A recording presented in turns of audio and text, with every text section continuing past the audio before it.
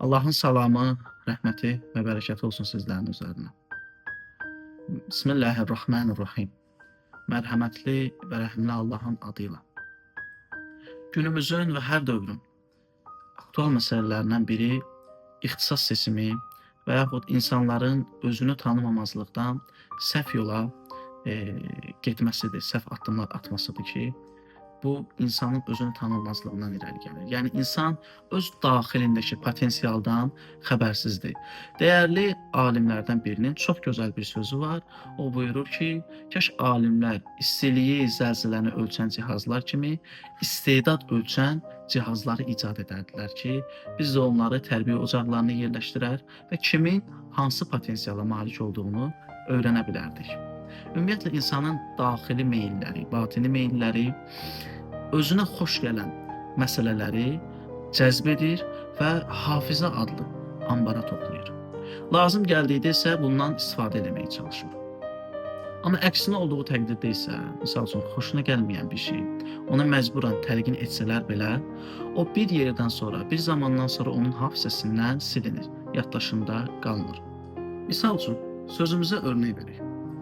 Deyək ki, bir gənc şeiriyyatı sevir, ədəbiyyata marağı var və həmin gənc rahatlıqla hansısa bir şair, misal üçün Məhəmməd Füzulinin qəzəlini dinlədikdə, onu oxuduqda, onu sevdiyi üçün yaddaşında saxlayır, əzbərləyir və uzun zaman onun hafizəsində qalır.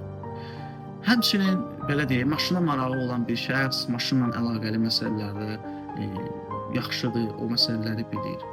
İxtisas seçimində də deyək ki, bir nəfər şair olmaq istəyir, bir nəfər başqa bir sahəyə yiyələnmək istəyir və o sahə üçün daxilən alışıb yanır və potensialı o üzərindədir.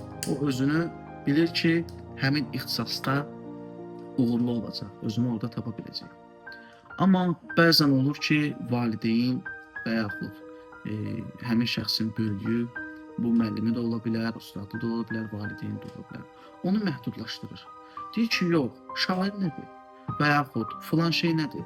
Sən həkim olmalısan, özdə cərrah. Həmin şəxsdə bu potensial olmadığına görə özündə olan potensialı istəyir bu istiqamətdə yönləndirsin. Yönləndirdikcə görür ki, yox, bu məndə alınmır və nəhayət nə olur? Düzgün seçim etmədiyinə görə həmin potensialı onda ölür. Yəni, o istədiyinə çata bilmir, istədiyindən məhrum olur. Amma əksinə, valideynlər, istər müəllimlər, tələbələrinə, övladlarına diqqət etməlidirlər ki, həmin şəxs nəyə meyillidir, nəyi sevir və nəyi daha yaxşı bacarar. Çünki insanın yaradılışının məqsədi gözəlliklər yaradır. Çünki insanın yaradılışının məqsədi gözəlliklər xəlq etməkdir. İnsan yaşadığı yerdə, olduğu məntəqədə daim gözəl işlərlə məşğul olmalı. Yəni, bacardığı bir işin dalınca getməlidir ki, cəmiyyətə, millətə, insanlara xidmət edə bilsin və ən nəhayət hər bir nəyə bağlanır? Allaha layiqincə xidmət edə bilsin. Həzrəti Əli əleyhissalam hədisin birində buyurur ki, övladlarınızı öz dövrünə görə tərbiyə edin, sizin dövrünüzə görə yox. Yəni, ola bilər sizin dövrünüzün maraqları, şərtləri fərqli ola bilər.